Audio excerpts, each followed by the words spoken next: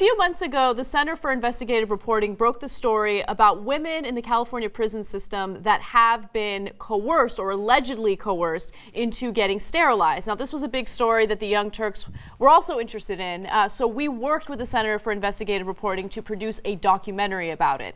So the reporter who broke the story is a gentleman by the name of Corey Johnson. He did a really great job speaking to multiple women about what they experienced while they were behind bars in California. In the next video, which is a snippet from the documentary, he kind of sets up the story for you more, so take a look. What we found thus far in the reporting is that there were rules in place and that the officials involved in recommending these procedures to the women knew that the rules were in place and consciously decided to break the rules. How was this allowed to happen? To understand how, it's important to look at California's long history of state-sponsored sterilizations and even eugenics.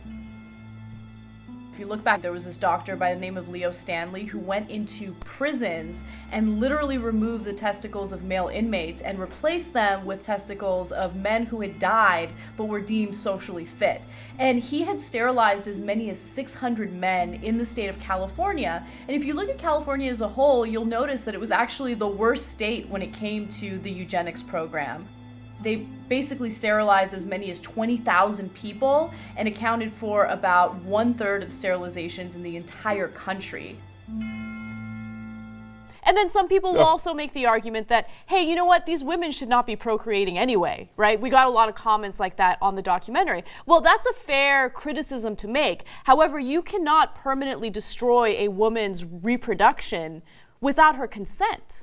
So you say it's a fair criticism in terms of, like, hey, if you're concerned that they're having 8 kids and they can't afford the 8 kids, I get that, right? But it's certainly not fair to say, I'm going to make that decision for you. Exactly, right? Exactly. And so I'm going to take away your rights. And I think where that comes from, Anna, is that they don't view them as part of their community, right? They don't view it like it's us. They view it as it's them, right? So it's very hard to say to your sister, to your aunt, to your daughter, hey, you know what, I'm going to, take away your reproductive organs. I'm not going to let you reproduce because I think, you shouldn't do it.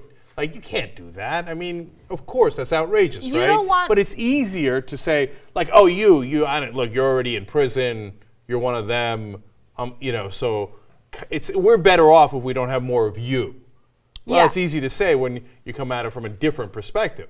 It's very Hunger Games-esque, where you don't focus on what the real problem is in terms of where we're spending our money. People will make the argument that we're spending too much in social services, in government programs, and these government programs usually go to children that have unfit parents like this. But if you really look at the federal budget and what we're really spending our money on, that's such a tiny, tiny problem, and it's such a bad argument. To use that as a justification to literally permanently destroy a woman's reproduction is just, it's nonsensical. It doesn't make sense. So can you imagine if we made the argument, well, Catholics have a lot of kids, so like after a certain amount of kids, let's make sure that Catholics aren't allowed to procreate anymore. I don't think that would play well because a lot of people would feel like, whoa, that's us. So right? Yeah. And so, Anna, look, I think you did a great job reporting there. Thank you. And I'm proud of you. Thank you. I enjoyed it. Shivala Madlena did a lot of great work for that documentary. She's incredible. She basically runs TYT Investigates, and she set up a bunch of interviews that I did, and I love doing it. It was really great. I want to show one video, though, where you get a sense of what these women went through. Now, these are actors that read the testimony of the women that experienced these conditions behind bars. Let's take a look. This is the drawer for the destruction of reproductive capacity.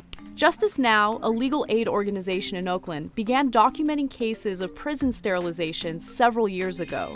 And we started to receive reports from people about having gone in for different kinds of reproductive care or surgeries and coming out without their ovaries, coming out without their uterus.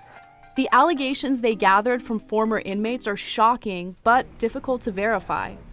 This is what the women told Justice Now, again read by actors. He had a camera inside of me. He says he has to do this to give me a hysterectomy. I said, I don't want a hysterectomy. He said, how old are you? I said, I'm 44. He said, Well, you're too old to have any more children, so it doesn't really matter. I finally got sent to Madera Hospital to get a tonsillectomy, and I met 5 women from Valley State Women's Prison getting hysterectomies within a 24-hour period. There's a joke going around that Madera is selling women's uteruses. I went to the library and I picked up a few things on hysterectomies. And when I read the pamphlet, it had nothing to do with why I had my hysterectomy. When I went back to my paperwork, it said prolapsed uterus. He never told me anything about that. So I wonder if that's what he had to write to get the hysterectomy approved. So I want to be clear about how, there's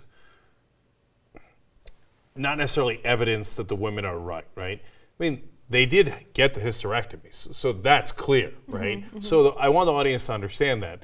That's gone, right? The question is whether they consented to it or not, right? And there's this whole issue of consent because a lot of the women that we spoke to that were behind bars said, when you are experiencing that power dynamic and you have a doctor who obviously has much more power over you telling you, you need to do this. If you don't do this, it's a bad idea. It's really difficult to say that you have informed consent. That power dynamic kind of destroys real consent because you feel this pressure to cave in to what someone with more power is telling you to do. And this disproportionate number of hysterectomies don't happen by accident. I mean, it's not like, oh, what an unbelievable coincidence. Everybody came in asking for a hysterectomy. Okay, so keep it real. You know what's going on here, and it's not pretty. So it's a really interesting investigation, and everybody should check out the entire documentary. Yeah, we have it up on our main. We will have it up on our main channel. So just check that out, youtube.com/theyoungturks, where you're watching this video now. Okay, all right. That's easy enough.